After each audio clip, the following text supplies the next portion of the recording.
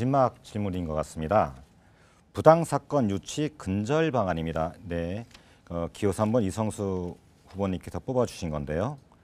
일부 법무사 사무실에서 사건을 수임함에 있어 부동산 중개업소에 리베이트를 제공한다든가 또 사건을 유치하기 위해 소위 보따리 사무원들을 고용하여 사무실을 편법으로 운영하고 있는 사례가 빈발하여 이를 근절하여 달라는 목소리가 높습니다.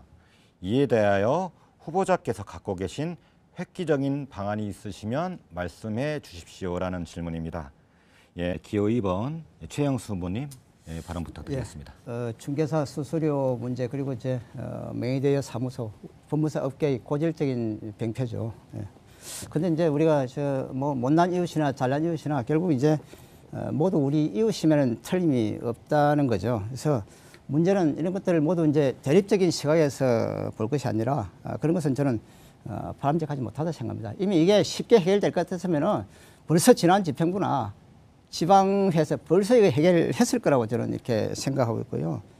중개업소의 수수료 이거 척결 사실은 쉽지 않습니다.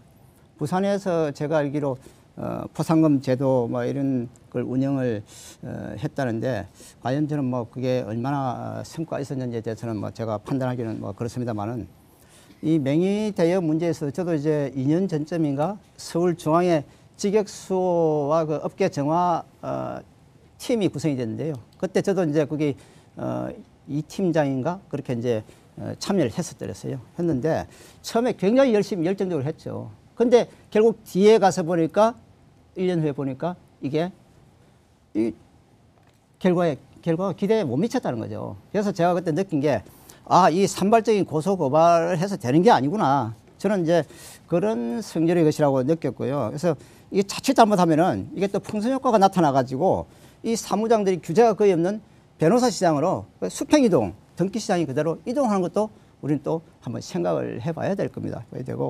그래서 저는 사실 이런 것들은 제도적으로 시스템 자체를 저는 뜯어 고쳐야 된다고 이렇게 생각을 하고 있습니다.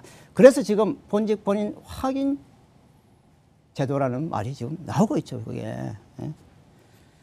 그래서 그런 경우에도 규제보다는 이게 지금 현실을 정확하게 우리 법무사님들이 인식할 수 있도록 이렇게 이해하고 설득을 하고 그래서 자발적으로 이렇게 실천을 하도록 하는 것이 저는 중요하다고 생각을 하고 있습니다.